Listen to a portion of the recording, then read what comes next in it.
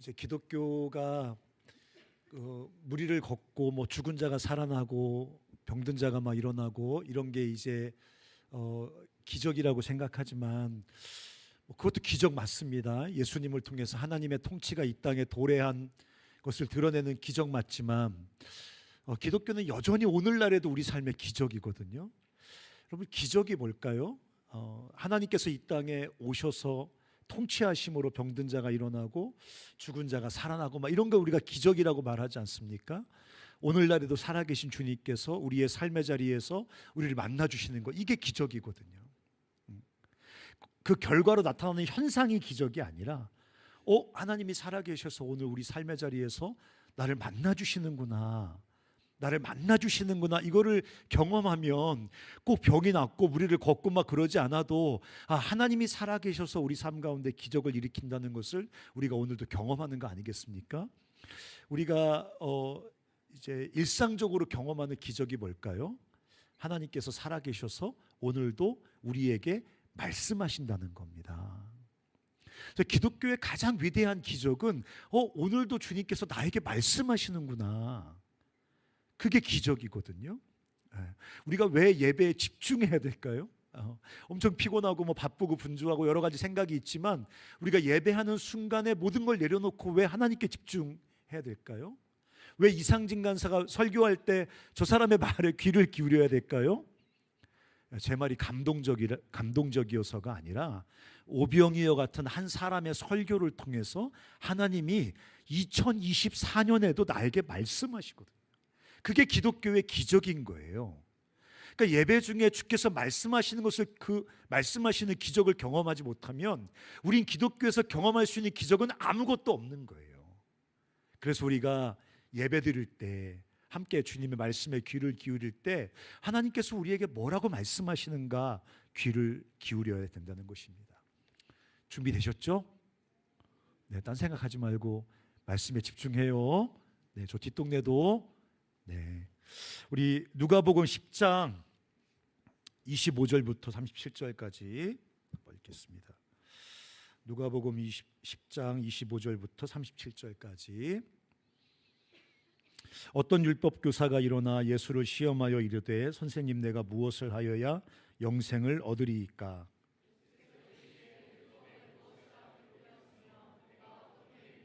대답하여 이르되 내 마음을 다하며 목숨을 다하며 힘을 다하며 뜻을 다하여 주 너의 하나님을 사랑하고 또한 내 이웃을 내 자신같이 사랑하라 하였나이다.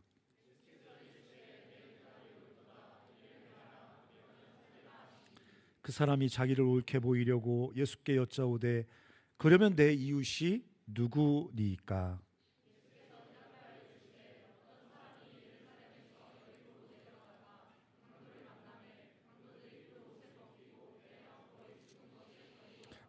마침 한 제사장이 그 길로 내려가다가 그를 보고 피하여 지나가고,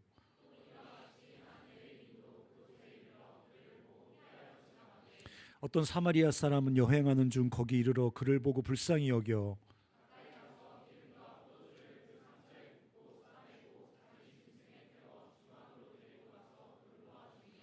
그 이튿날 그가 주막 주인에게 데나리온 2를 내어주며 이르되 이 사람을 돌보아 주라. 비용이 더 들면 내가 돌아올 때에 갚으리라 하였나니. 같이 읽겠습니다. 이르되 자비를 베푼 자니이다. 예수께서 이르시되 가서 너도 이와 같이 하라 하시니라.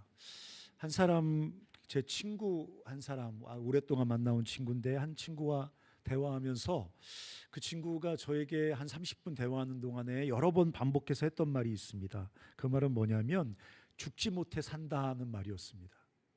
처음에 했을 때는 그냥 지나가는 말로 들었는데 그 말을 저와 30분 정도 이야기하는데 한 10번은 얘기한 것 같습니다. 죽지 못해 살아. 에이 뭐 그냥 사는 거지, 이런 말을 계속 했습니다.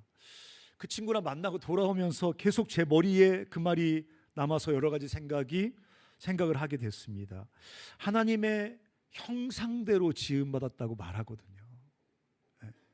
창세기는 하나님의 형상대로 지음받았다. 물론 그 이제 하나님 형상대로 지음받았다는 게 도대체 구체적으로 뭐를 말하는 거냐, 우리가 정말 하나님처럼 생겼다는 말이냐, 뭐 여러 가지 이야기가 있지만 또 정확하게 그것이 무엇을 의미하는지 알기 쉽지 않지만, 어쨌든 하나님의 형상대로 인간이 지음받았다는 것은 하나님이 인간을 굉장히 존귀하게 지었다는 얘기 아니겠습니까? 그렇죠?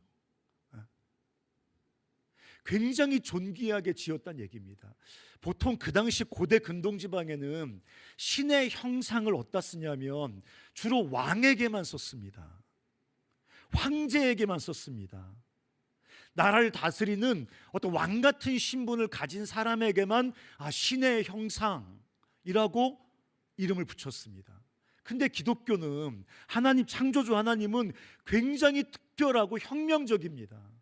이 땅에 존재하는 모든 사람들에게 하나님의 형상대로 지음받았다고 말합니다.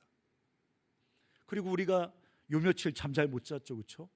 저도 잠을 잘 못 잤습니다. 어제부터 너무 고통스럽고 너무 놀랐고 너무 화가 나고 막 그래서 잠을 잘 못 잤습니다. 이렇게 막 엉망진창인 것처럼 보이고 완전히 망가져서 소망이 없어 보이지만 하나님은 세상을 지으시고 보시기에 심히 좋았다고 말씀하셨습니다. 왜곡되고 삐뚤어지고 무너져 있지만 하나님 지으신 세상은, 인간은 하나님의 형상대로 지음받았고 세상은 하나님 보시기에 너무 심히 보기 좋다고 주님께서 말씀하셨습니다. 그런데 인간들이 하나님이 주신 그 찬란한 생명을 강도 만난 거죠. 강도 만나서 빼앗긴 거죠. 오늘 본문에 강도 만난 사람이 등장하거든요. 진짜 역사적인 이야기가 아니라 예수님께서 중요한 이야기를 전달하기 위해서 하나의 비유로 이야기를 하고 계신 그 이야기 중에 강도 만나서, 어떤 영어 성경에 보니까 half dead person이라고 써 있어요. 절반 죽은 사람이란 뜻이에요. 하나님의 형상대로 아름답고 찬란하게 지음 받았는데 하나님이 주신 그 생명을 빼앗겨 버렸어요. 강도 만나 잃어버렸어요. 도적을 만나 상실해 버렸어요. 제가 이 본문을 읽으면서 우리 시대 탄식하고 절망하며 제 친구가 고백했던 것처럼 죽지 못해 살아가는 수많은 사람들을 보면서 오늘 강도 만나서 거반 죽은 사람처럼 하나님이 주신 그 하나님의 형상, 하나님의 생명을 빼앗기고 도적맞고 잃어버리고 탄식하며 살아가는 우리의 실존을 이 강도 만나 거반 죽어가는 사람에게서 볼 수 있었습니다. 하나님 보시기에 너무너무 심히 아름답다고 말씀하신 이 세상이 사람들이 힘을 합쳐서 함께 지옥으로 만들어 가거든요. 저는, 여러분은 계엄을 처음 경험하셨죠? 전 두 번째 경험하고 있는 거예요. 물론 그때는 잘 어려서 기억이 안 나지만 전 제가 살아가는 생애에 이런 것을 다시 경험할 거라고 상상해 본 적이 없습니다. 근데 계엄령이 내려졌습니다. 지금도 전쟁이 멈추지 않습니다. 저 뒤에 레바논 선교사님 마이 프렌드 와 있는데 저분도 레바논에서 일어난 전쟁 때문에 여기 귀국해 계십니다. 21세기인데 가장 합리적이고 과학적인 시대 속에 가장 잔인하고 가장 비이성적인, 가장 불의하고 악한 전쟁이 오늘도 멈추지 않고 끊임없이 세계에 발생하고 있다는 것입니다. 여러분, 불신은 당연해졌습니다. 모든 사람들이 모든 사람을 불신합니다. 증오와 혐오가 가득 차 있습니다. 이런 국가의 어떤 절대적인 위기 앞에서도 사람들이 반으로 갈라져서요, 단순히 정치 지형이 아니라 서로를 증오합니다.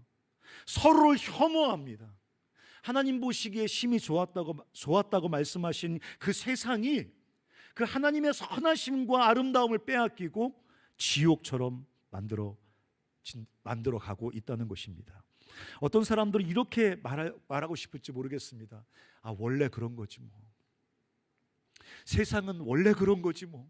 삶은 원래 그런 거 아니야. 이렇게 자조적인 고백을 하며 살아가는 사람이 있지만 사실은 우리가 하나님이 세상을 만드셨고 우리를 만드셨다고 이 하나님의 창조를 고백하는 사람은 원래 다 그런 거 아닙니까? 라는 이런 자조 섞인 고백이 사실은 불가능한 겁니다. 보니까 삶이 다 그런 거던데요. 그렇게 살다가 삶은 끝나는 거 아닙니까? 라고 말하는 게 하나님께서 우리를 창조하셨다고 창조신앙을 고백하는 사람들에게는 그런 자조 섞인 고백은 불가능한 거거든요. 주님께서 나와 이 세상을 당신의 형상대로 선하고 아름답게 지으셨습니다. 이게 우리가 예수 그리스도가 우리를 구원하셨습니다, 이 고백보다 먼저 이 지옥처럼 변해가는 세상 앞에서 오늘 강도 만난 사람처럼 생명을 빼앗기고 길가에 버려져서 탄식하는 이 강도 만난 사람처럼 모든 사람들이 탄식하고 절망하며 살아가지만, 그런 세상 앞에서도 우리가 하나님이 당신의 형상대로 우리와 이 세상을 아름답고 선하게 지으셨다고 고백하면서 이 세상의 고통과 불의와 싸워가야 된다는 것입니다. 왜 우리가 절망에 빠져서 이 세상은 다 그런 거라는 이 자주 섞인 고백이 불가능합니까? 하나님께서 요한계시록에 뭐라고 말씀하셨습니까? 내가 만물을 새롭게 하노라 말씀하셨거든요. 그 말은 뭡니까? 마지막에 짠하고 세상이 완성된다는 얘기입니까? 기독교가 그런 마술적인 종교입니까? 아니에요. 보라, 내가 만물을 새롭게 하신다는 이 주의 선언은 뭡니까? 지금도 주님께서 이 땅의 왕으로 계시면서 만물을 새롭게 하고 계신다는 하나님의 선언인 겁니다. 우리가 절망하는 사람들 앞에서도, 절망적으로 지옥을 닮아있는 세상 속에서도 이 세상과 삶은 다 그런 거라고 자조와 절망에 빠져서 그냥 신앙 지키면 나눠 먹고 살면 되지, 이런 고백이 불가능한 이유가 뭐냐면, 우리는 하나님이 하나님의 형상대로 인간을 지었고 하나님이 보시기에 심히 좋을 만큼 아름다운 세상을 지으셨으며, 인간이 죄에 빠져서 세상을 완전히 망가뜨렸음에도 불구하고 그리스도 안에서 이 땅에 하나님께서 하나님의 나라를 시작하시고 결국 만물을 새롭게 하신다는 이 주의 고백을 우리가 붙잡고 있기 때문에, 이 고백을 주님 앞에 드리면서 날마다 이 세상을 주님의 뜻대로 만들어 가기 위해서 거룩한 싸움을 싸우는 사람들이 바로 우리라는 것입니다. 여기 우리 졸업반 순자님들 계신데, 졸업하고 나가면 거기 이 강도 만난 사람처럼 수많은 사람들이 마땅히 누려야 될 그 풍성한 삶을 빼앗긴 채 탄식합니다. 보시기에 심히 좋았다고 말씀하시면서 주님이 지으신 이 세상을 보면 막 지옥처럼 증오하고 혐오하고 불의와 거짓이 판치고 그런 세상을 직면하고 살아간다는 것입니다. 그럼에도 불구하고 창세기 1장은 너무 강력하게 우리 삶을 규정한다는 거예요. 포기가 불가능합니다. 절망이 불가능한 겁니다. 그냥 대충 살래, 그냥 나나 먹고 살면서 그냥 신앙 지키다가 나중에 천국 갈래, 이런 고백이 불가능한 겁니다. 창세기 1장과 요한계시록 21장에 내가 지었다는 주님의 선언과 만물을 새롭게 하시겠다는 주의 이 통치 선언을 믿는 사람이라면 이 고백 붙잡고 이 세상을 주의 뜻대로 바꾸기 위한 거룩한 사랑과 생명의 싸움을 치열하게 날마다 진행시켜 나가야 된다는 거예요. 여러분, 오늘 이 강도 만난 사람 이야기를 통해서 주님께서 우리에게 주시고 싶은 중요한 도전이 있습니다. 그게 뭐냐면 be neighbor, 이웃이 되라는 도전입니다. 강도 만난 사람의 이웃이 되라는 주님의 도전이 이 본문을 통해서 우리에게 주님이 주시고 싶은 메시지예요. 보세요. 오늘 강도 만나서 길가에 버려져서 거의 죽어가는 사람을 보고 사마리아 사람 한 사람이 그를 보고 가까이 가서 불쌍히 여기고 치료해 줍니다. 이 사마리아 사람은 유대인들에게 신앙의 어떤 변종, 어떤 신앙의 어떤 그 실패자, 어떤 이런 아주 천대받고 유대인들에게 아주 버러지처럼 여겨지던 사람들이거든요. 이방인들도 싫어했지만 변종, 잡종인 사마리아인은 증오와 혐오에 가깝게 너무너무 싫어했습니다. 사람 취급을 하지 않았습니다. 영적으로 실패하고 하나님께 저주받은 족속으로 여김받던 사람들입니다. 근데 그 사마리아 사람 한 사람이 예수님의 이야기 속에서 그 강도 만나 죽어가는 사람을 보고 가까이 가서 그를 치료해 줍니다. 오늘 주님의 구원의 은유, 주님의 구원을 설명하는 도구로서 한 선한 사마리아인이 쓰이고 있는 겁니다. 한 선한 사마리아인을 통해서 하나님의 구원하시는 사랑이 세상에 설명되고 있는 겁니다. 저는 이 본문을 읽으면서 깜짝 놀랐어요. 우리는 말합니다. 우리 같은 게 어떻게 하나님의 사랑을 드러낼 수 있지? 우리 같은 게 어떻게 하나님의 살아계심, 하나님의 구원하심을 드러낼 수 있지? 근데 오늘 유대인들에게 가장 비천하게 취급받는 사마리아인 한 사람이 하나님은 인간을 사랑하시고 인간을 구원하시며 그를 살리신다는 이 하나님의 사랑과 구원의 예로, 은유로, 표징으로 쓰임받는다는 거예요. 사마리아 사람 한 사람을 통해서 하나님의 사랑이 나타나고 있는 것입니다. 주님의 임재는 바로 고통당하는 사람들이 있는 곳에 주님의 임재가 있습니다. 오늘 사마리아 사람을 통해서 하나님께서 당신의 사랑을 설명하고 있는 거예요. 주님의 임재는 어디 있을까? 주님은 어디에 임재하실까? 고통당하는 사람들이 있는 곳에 주님은 임재하십니다.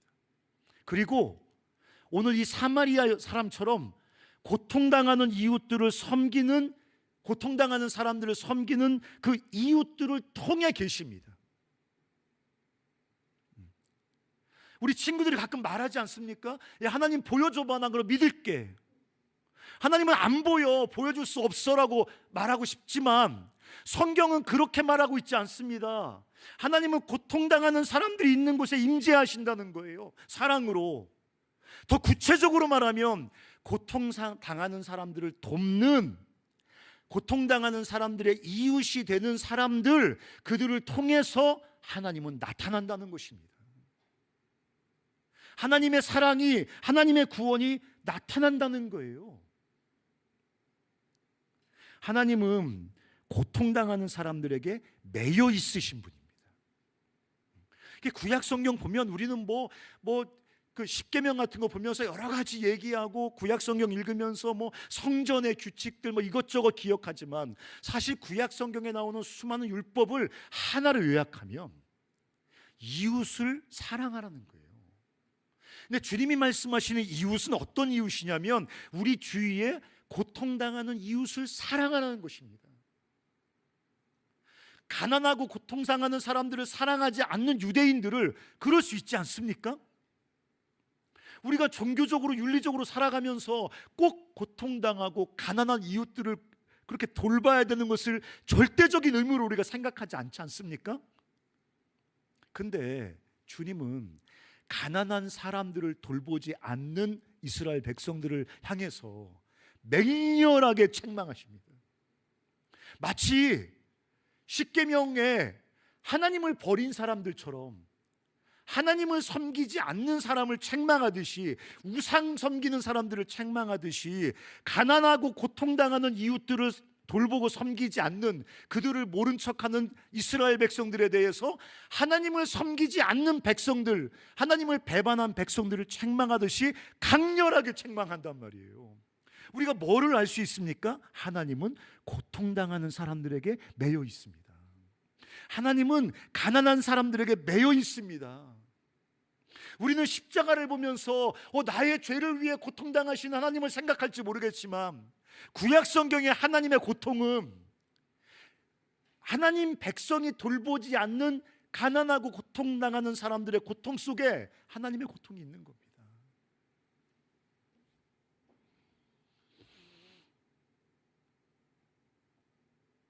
그래서 하나님께서 오늘 이 본문을 통해서 또 성경을 통해서 우리에게 도전하는 건 뭐냐면 be neighbor, 이웃이 되라는 거예요. 고통당하는 사람들, 가난한 사람들, 탄식하는 사람들, 오늘 이 죽은 사람, 강도 만나서 거의 죽어가면서 길거리에 버려진 것 같은 사람들에게 가서 이웃이 되라는 것입니다. 보세요 여러분, 오늘 강도 만난 사람에게 제사장도 지나가고 레위인도 지나갑니다. 봤다 그랬습니다. 분명히 보고 피하여 갑니다. 눈으로 봤지만 진짜 본 게 아닙니다. 내가 섬겨야 될 사람, 하나님께서 내게 도우라고 맡겨주신 사람으로 보지 못하는 겁니다. 내가 가까이 가서 손을 잡아주고 내 가진 것을 주고 내가 돌봐야 될 그런 소중한 사람으로 보이지 않는 겁니다. 본다고 말하지만 보지 못하는 겁니다. 정말 중요한 게 뭔지, 제가 오늘 설교 제목이 뭐예요? 꼭 성공하세요잖아요. 성공한 인생이 되기 위해서 절대로 지나치지 말고 가까이 가서 만지고 붙잡고 멈추어 서서 섬겨야 할 대상으로 제사장은 보지 못하는 겁니다. 레위인도 보지 못하는 겁니다. 그렇게 종교적인 사람인데 금방 예배드리고 예루살렘에서 예배드리고 여리고로 내려가는 중이란 말이에요. 근데 눈에 보이는데 그 사람이 진짜 보이지 않습니다. 아마 찬양하고 막 그랬을 겁니다. 주일 예배 드렸을 겁니다. 헌금도 냈을 겁니다. 경건한 옷 입고 내려가는 중이었을 겁니다. 근데 강도 만난 자가 죽어 널브러져 있는데 그걸 보지 못합니다. 그냥 보고 피하여 지나가 버립니다. 근데 이 유대인들에게 실패한 종교인, 경건하지 않은 잡종, 쓰레기, 비천한 실패한 인생, 변두리 인생 같은 이 사마리아인에게는 그 사람이 가까이 가서 손을 잡고 도와줘야 될 대상으로 보이기 시작합니다. 그들을 이웃으로 보기 시작하니까 그들의 이웃이 될 수 있는 거예요. 우리는 적으로 보입니다. 우린 심지어 대단히 나에게 잘못한 사람도 아닙니다. 그냥 민주당이면 빨갱인 겁니다. 너 국짐이야? 이 쓰레기, 이렇게 나오는 겁니다. 타도해야 될 대상이에요. 근데 우리가 그렇게만 싸웁니까? 우리는 이웃으로 보지 못합니다. 직장 동료를 이웃으로 보지 못합니다. 캠퍼스에 같이 있는 아이들을 이웃으로 보지 못합니다. 우울증에 걸려있는 아이들, 고통당하는 아이들, 안 믿는 아이들, 담배 뻑뻑 피면서 째려보는 아이들 이웃으로 보지 못합니다. 다가가지 못합니다. 마치 제사장과 레위인이 거반 죽어가는 사람을 이웃으로 보지 못하니까 be neighbor, 이웃이 되라는 주의 그 강력한 계명을 모른 척하고 그냥 내려가는 것처럼. 근데 이렇게 천박하게 취급받던 사마리아인이 그를 이웃으로 발견하고 강도 만난 자의 이웃이 됩니다. be neighbor, 이웃이 되는 거, 이게 하나님 백성의 사명입니다. 전도 왜 합니까? 우리가 CCC 맨 늙으려고 전도합니까? 아니, 우리가 그들의 이웃이고 우리가 그들의 이웃 되요 그들에게 이 생명을 나누는 겁니다. 거반 죽어 굶주려 구약 성경에 가난한 자들을 돌보지 않은 이스라엘 백성들에 대해서 하나님이 강렬하게 막 진노로 쏟아 부으시거든요. 나눠야 되는 겁니다. 하나님이 우리에게 맡기신 건 나누도록 맡기신 겁니다. 그거는 남으면 나눌게요, 마음에 감동이 있으면 나눌게요, 그건 기독교가 아닌 겁니다. 율법입니다. 하나님 명령입니다. 의무입니다. 나에게 맡기신 모든 것은 나눠야 되는 겁니다. 목사님 이거 하나밖에 없어요, 밥만 먹으면 배고픕니다. 배고프고 나눠야 되는 겁니다.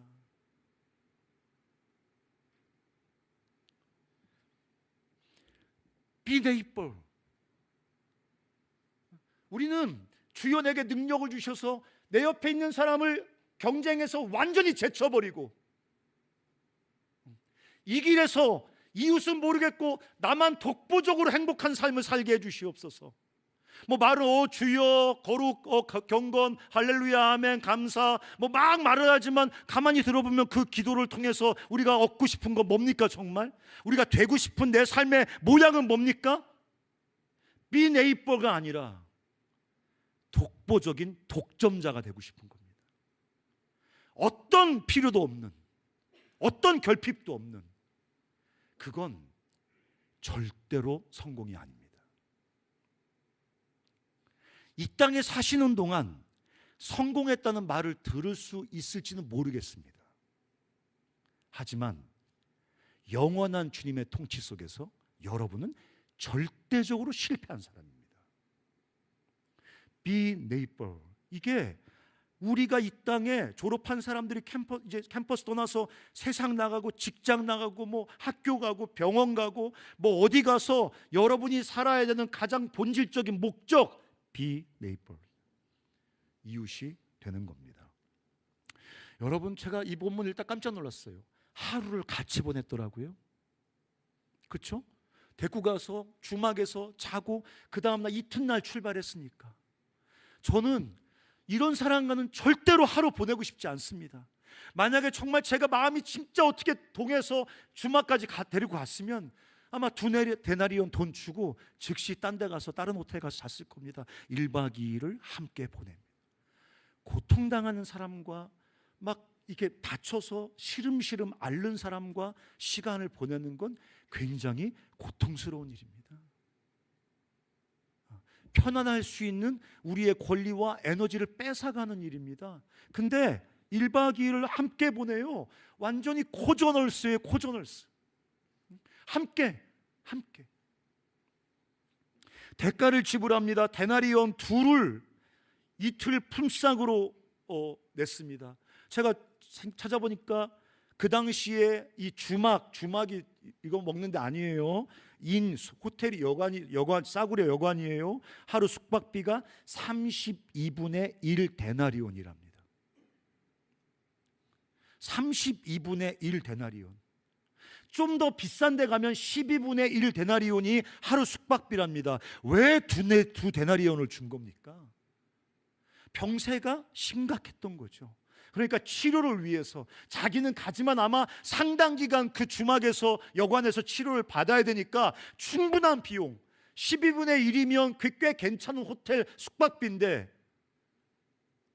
2데나리온을 줬으니까. 여러분, 그 당시에 유대인들이 1년 연봉이 40데나리온이었습니다. 40데나리온. 굉장히 많은 대가를 지불한 겁니다. Be neighbor가 왜 어려운가요? 이웃 대어주는 게 왜 어려운가요? 우리가 이 사람, 이 고통당하고 신음하는 사람들과 함께 있어야 되거든요. 시간을 함께 보내야 되거든요. 또 대가를 지불해야 되거든요. 2데나리온을 내놔야 되는 겁니다. 이 사람 비즈니스맨입니다. 얼마나 빨리빨리 머리가 돌아갑니까? 2데나리온 투자하면 어떻게 하면 20데나리온 얻을 수 있는지 그걸 뻔히 다 아는 사람입니다. 근데 기꺼이 돈의 가치를 몰라서 내놓는 게 아닙니다. 돈의 가치를 너무 잘 아는 비즈니스맨인데 2데나리온을 Be neighbor, 이웃이 되기 위해서 고통당하는 이웃에게 내어놓습니다. 이거는 남아서 내는 게 아니라 대가를 지불하는 겁니다.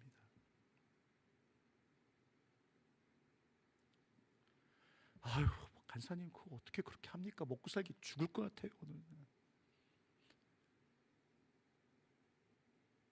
예수 그리스도가 우리를 위해 당신의 생명을 다 쏟아 부으셨잖아요. 그거를 기반으로 우리가 서 있는 거잖아요. 우리는 다 예수의 피 위에 서 있는 사람이잖아요. 예수 십자가를 밟고 서 있는 사람이잖아요. 우리 존재의 밑바닥에 예수 십자가가 있잖아요. 예수의 죽으심을 딛고 서 있는 사람들 아닙니까? 하나님의 절대적인 희생이 우리 삶의 근거입니다. 근거. 우리 삶을 바치고 있는 받침입니다. 그럼 우리 삶에서 뭐가 뻗어져 나와야 됩니까? 이웃이 되기 위해서 고통당하는 사람들에게 대가를 지불하고 비네이버가 돼야 되는 겁니다. 우리가 꿈꾸는 성공은 그런 게 돼야 되는 겁니다. 졸업하고 나가서 우리가 뭐 다른 게 아니라 비네이버가 되기 위해서 내가 어디까지 대가를 지불할 수 있을까? 고통당하는 사람들을 위해서 우리가 어디까지 대가를 지불할 수 있을까? 우리가 금식 수련회 얘기하고 있는데 여러분 5끼 금식하는데 한 끼에 여러분이 얼마씩 먹습니까?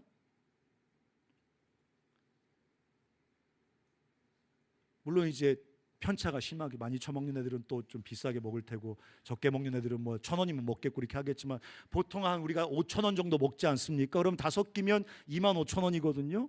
우리가 그냥 금식하는 거 아니란 말이에요. 굶어서 모은 재정을 말라 위에 보낼 거예요. 우리가 그 재정을 모으면 우물을 하나 팔 수 있어요. 우물을 하나 파면 한 부족이 살 수 있어요. 13km를 걸어서 물을 떠갖고 와야 되거든요.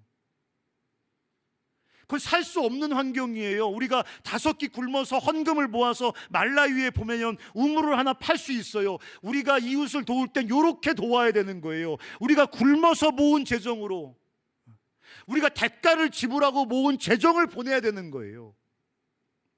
그래야 그게, 우리가 대가를 지불하고 모은 재정을 보낼 때 그게 하나님 멀시의 통로가 되는 겁니다. 하나님 구원의 통로가 되는 겁니다. 남는 재정 수백만 원을 보내도 그건 주의 구원의 통로가 될 수 없는 겁니다.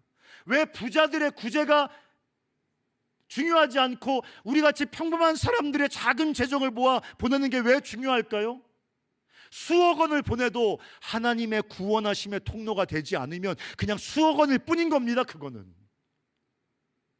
하지만 우리가 식음을 전폐하고 강도 만난 사람처럼 흉악한 기근에 신음하는 사람들을 위해서 우리가 굶어서 식음을 먹지 않아 모은 재정을 보내는 것은 강력한 하나님의 구원의 통로가 되거든요. 여러분, 제가 옛날에 이것 좀 마셨기 때문에 그런지 모르겠지만 오늘 이 성경에 주막이란 말에 은혜를 많이 받았습니다. 생각을 해봤습니다. 이렇게 아름다운 구제 사건은 예루살렘에서 일어나야 되는 거 아닐까요? 성전에서 일어나야 되는 거 아닐까요? 그 거룩한 땅, 그 경건한 땅, 지금도 거룩한 땅이라고 지들 땅, 거룩한 땅 차지하겠다고 저렇게 쌈박질을 하면 서로 죽이고 난리가 났는데, 그 거룩한 예루살렘 성전에서 이렇게 강도 만난 사람들이 살아나는 아름다운 사건이 일어나야 되지 않습니까? 근데 그 거룩한 땅은 너무 거룩해서 강도 만난 사람이 들어갈 수 없습니다. 그 거룩한 성전은 너무 거룩해서 사마리아인 따위는 들어갈 수 없습니다. 근데 그 길거리에 있는 주막, 온갖 인간들이 다 모이는, 시끄럽고 담배 피고 술 처먹고 음담패설하고 막 쌈박질하고 예수 안 믿고 막 째려보고 막 여기 문신 같은 거 뭐 착하게 살자 막 이렇게 쓴 애들 와가지고 막 우글우글하는 그런 그 주막, 그 평범한 길가의 여관 하나가 하나님의 구원의 상징으로 쓰이잖아. 예루살렘 성전을 통해서 주님의 그 구원을 드러내야지. 근데 이 길가에 영어 성경가 길지도 않고 또 거룩한 뜻이 있지 않을까? 헬라어 뒤져보면 뭔가 숨겨진 고상한 뜻이 있지 않을까? 아무리 찾아봐도 모텔, 그냥 여인숙 이렇게. 제가 기도했어요. 주님, 우리 CCC가 거룩한 애들끼리 모여가지고 냄새나는 애들 쫓아내고 담배 못 끊는 애들 쫓아내고, 쫓아내진 않지만 막 옆에 안 앉고 막 이러면서 이제 이렇게 해가 쫓아내고, 술 처먹는 거 쫓아내고 다 쫓아내고 거룩한 애들끼리 모여서 아름다운 예루살렘 성전 이루는 거 제가 써왔거든요. 저주받을 자들아, 막 주님께서 엄청 책망하시거든요.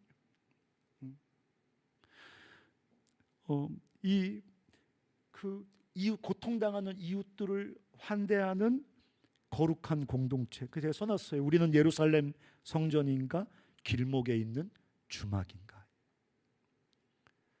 우리 채플은, 이 CCC 모임은 예루살렘 성전인가 아니면 길가에 있는 주막인가. 여러분은 졸업하고 뭐가 되고 싶습니까? 어떻게 되면 성공이라고 자기 삶에 대해서 문패를 붙이시겠습니까?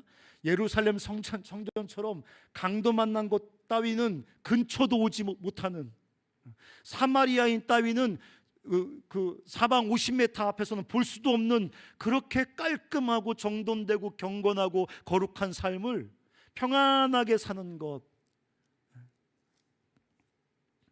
그딴 것을 여러분 인생의 성공이라고 상상하면서 나가지 않으셨으면 좋겠습니다.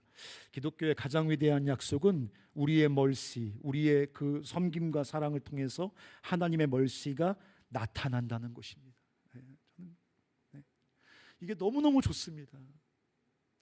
제가 여러분에게 설교하잖아요. 이 현찬은 이 말을 통해서 하나님께서 말씀하신다고요. 그러니까 설교할 수 있는 거예요. 나의 멀씨를 통해서 하나님 멀씨가 흘러간다 이거예요. 요새 학교 난장판이라며요. 학교 가서 우리 선생님들이 뭐를 할 수 있을까요? 그렇지만 주님과 함께 be neighbor, 이웃이 되기 위해서 내가 할 수 있는 작은 섬김을 우리 아이들에게 내어놓을 때 내 멀씨가 하나님 멀씨의 통로가 된다는 거예요. 우리가 직장에서, 병원에서, 우리가 가는 모든 졸업 이후에 삶의 자리에서 우리가 내어드릴 수밖에 없는 작고 초라한 멀씨, 그 섬김과 사랑, 그 희생, 어린아이가 그 부끄럽게 내놓은 그 오병이어 같은 어린이 도시락 같은 볼품없는 그런 거를 통해서 하나님의 그 절대적인 멀씨가 흘러나오게 된다는 것입니다. 그래서 하나님은 당신의 통로가 될 사람들을 찾고 있는 것입니다. 성경에 이렇게 써 있습니다. 누가복음 6장 38절에 한번 읽어볼까요? 한번 읽겠습니다. 시작.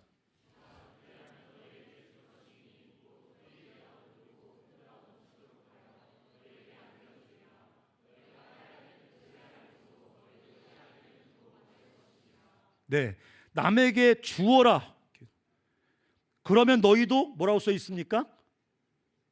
너희도 받을 것이다. 그렇죠?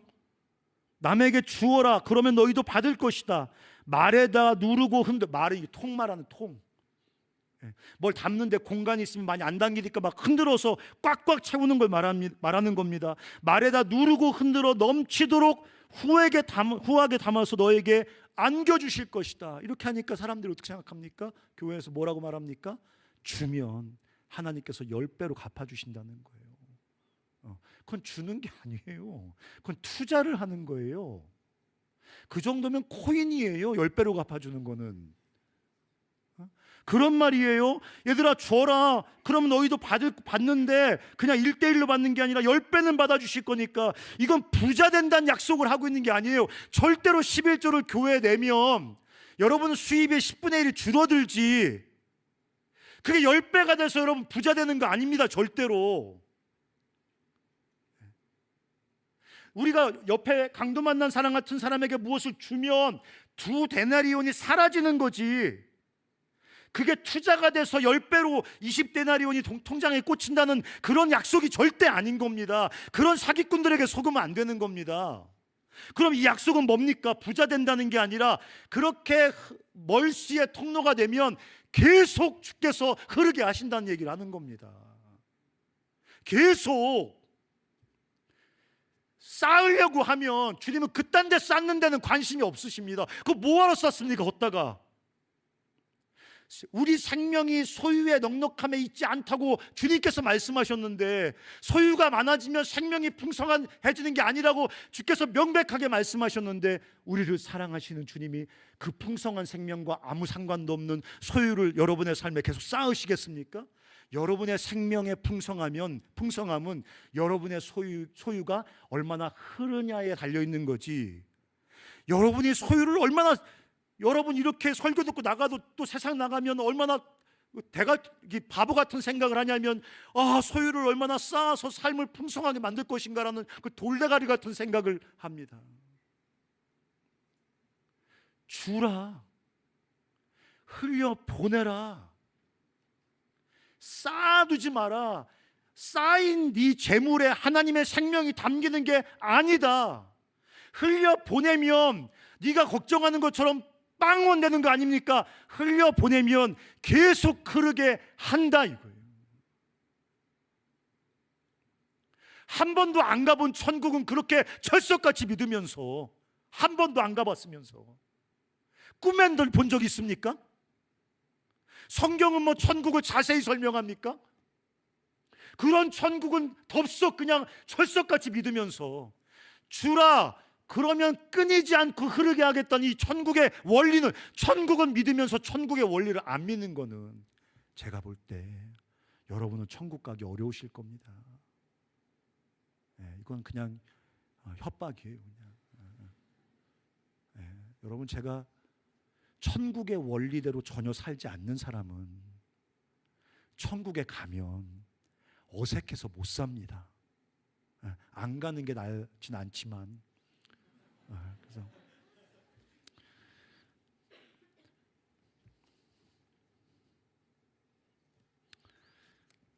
여러분, 왜 사마리아인을 강로 만난 자로 등장시키지 않았을까요?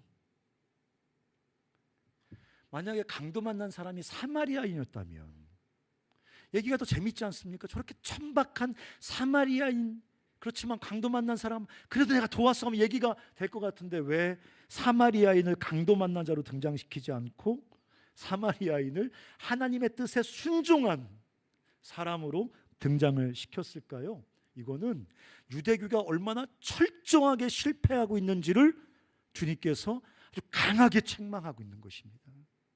나중에 야, 누가 강도 만난 자의 이웃이냐 물어보니까 이 사람 뭐라고 말합니까? 사마리아인이라고 얘기합니까? 아니요, 자비를 베푼 자입니다. 왜 그렇게 얘기합니까? 사마리아인이 제사장 레위인을 제끼고 하나님께 순종했다, 죽었다 깨어나도 받아들일 수 없습니다. 주님께서 이 사마리아인을 등장시켜서 하나님의 율법에 온전히 순종한 샘플로 등장시키면서 뭐를 말하고 싶은 겁니까? 얘들아 너희들 유대교 여호와 믿는 신앙, 여호와 종교, 이들은 철저하게 실패했다는 말을 하고 있는 겁니다. 철저하게 실패한 겁니다. 하나님의 계명을 그렇게 목숨 걸고 사랑한다고 말했지만 하나님의 계명을 철저하게 불순종한 겁니다. 철저하게.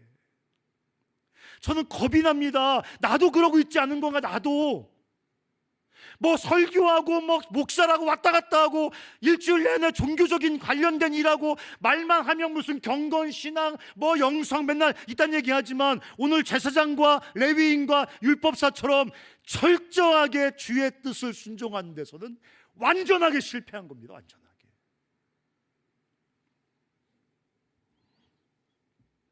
강도 만나 죽어가는 사람들, 고통당하는 타자에게 이웃이 되지 못하는 종교, 그게 나와 무슨 상관이냐고 말씀하시는 거예요. 예루살렘에서 할렐루야 율동하고 아마 내려올 때도 기분이 좋아 율동하며 내려왔을지도 모르겠어요. 그러면서 강도 만난 사람을 지나가는 그 여호와의 종교, 그게 무슨 의미가 있는 겁니까? 그게 주님 말씀하시는 거예요. 그딴 게 나와 무슨 상관이냐고 말씀하시는 거예요. 그딴 게. 얼마나 우리가 신앙의 이름으로 강도 만난 사람을 모른 척합니다. 왜 바쁘거든요. 기독교 생활하느라고. 아까 우리 말했잖아. CCC까지 얼마나 바쁩니까? 헌금 내야 되잖아요. 뭐 이것저것 다 해야 되잖아요. 주님이 나와 무관한 종교라고 말하는 거예요. 지금 나와 관계없다고 말하는 겁니다. 여러분, 그래서 어쩌면 요즘 기독교가 하나님의 임재를 느끼려고 더 몸부림을 치는 거 아닐까요? 강도 만난 사람 옆에 있을 때 하나님의 임재의 통로가 돼서 그분의 임재를 경험할 수 있는데 거기를 떠나 있으니까 오히려 우리가 종교적으로 막 뭐 열심히 노래도 부르고 막 이렇게 해가지고 하나님의 임재를 경험하고 싶음, 더 역설적으로 강한 갈증을 느끼는 거 아닐까요?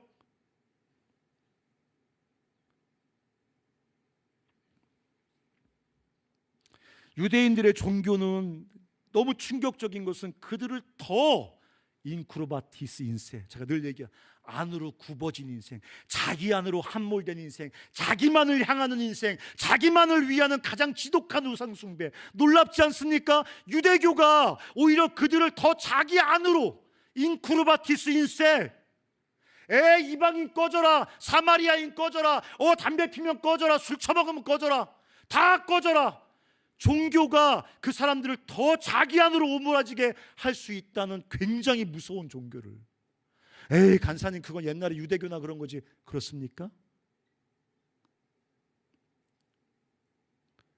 제가 볼 때 유대교보다 기독교가 훨씬 더 인크루바티스 인세할 가능성이 아주 높은 칼날을 가지고 있는 종교입니다.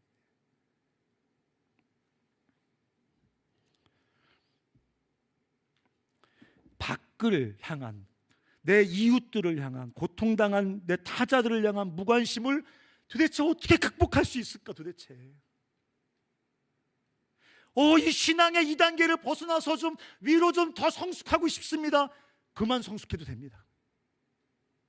그만해도 돼요.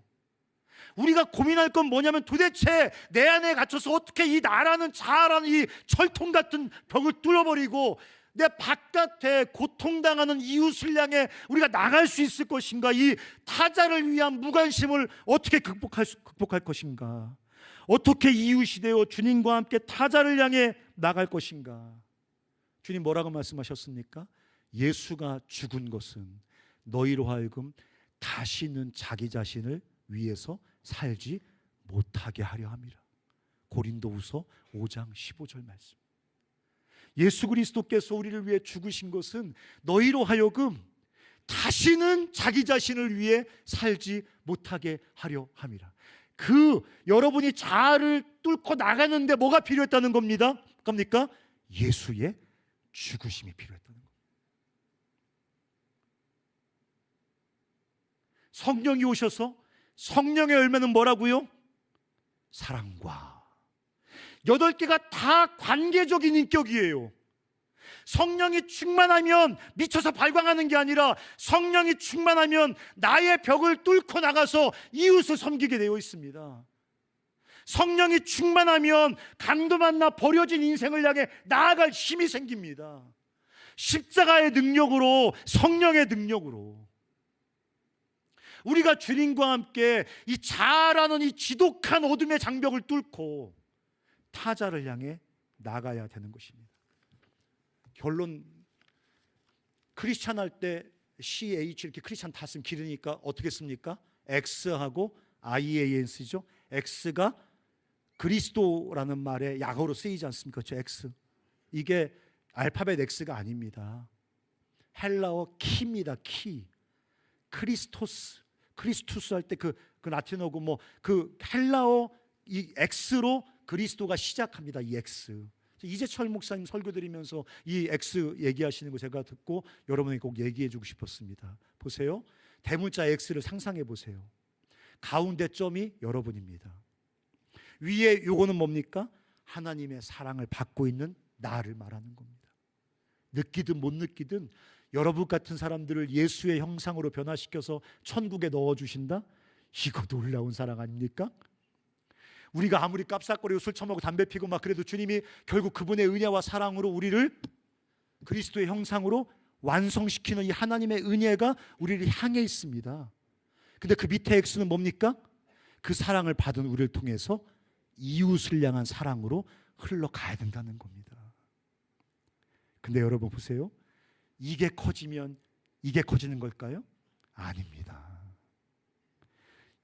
이게 커질 때 하나님의 사랑을 경험할 수 있는 겁니다. 이게 커질 때 하나님께서 그 사랑이 계속되도록 계속 은혜를 경험하게 해주십니다. 우리의 성공은 뭡니까? 이게 커지는 겁니다. 이게 우리의 성공은 훨씬 더 많은 것을 소유해서 하나님도 필요하지 않을 만큼 안전한 인생이 되는 게 아닙니다. 더 많은 강도 만난 사람을 섬기는 겁니다. 더 많은 고통당하는 사람들에게 이웃이 되어주는 겁니다. 우리 간사들 앉아 계십니다. 저처럼 간사들. 우리가 자주 하는 핑계가 있습니다. 아유, 사역하느라고요. 고통당하는 이웃도 돌아볼 시간이 없습니다. 간사님 충성스러운 애들 섬겨야 되거든요. 저 비리비리들 잘라내야 우리가 충성스러운 애들 효과적으로 순장 만들 수 있습니다. 주님은 심히 화내실 겁니다. 사랑하는 졸업반 우리 형제와 자매들, 세상 나가시면 우리 삶에 놀라운 은혜와 생명을 쏟아부으신 주님과 함께 고통당하는 이웃들의 그 사람들의 이웃이 되어서 그들을 섬기는 삶에 꼭 성공하시기를 바랍니다. 꼭. 우리 사랑하는 우리 학부 형제 자매들, 우리가 겨울에 금식 수련회 준비하는데 주님, 우리가 이런 삶을 금식하며 배우게 해주십시오. 5끼 금식하면 힘들거든요. 힘들게 이웃을 섬기는 삶을 배우게 해주십시오. 이런 기도로 우리가 함께 모여서 이웃을 위해 기도하는 것을 배우는 그런 시간이 됐으면 좋겠습니다. 같이 우리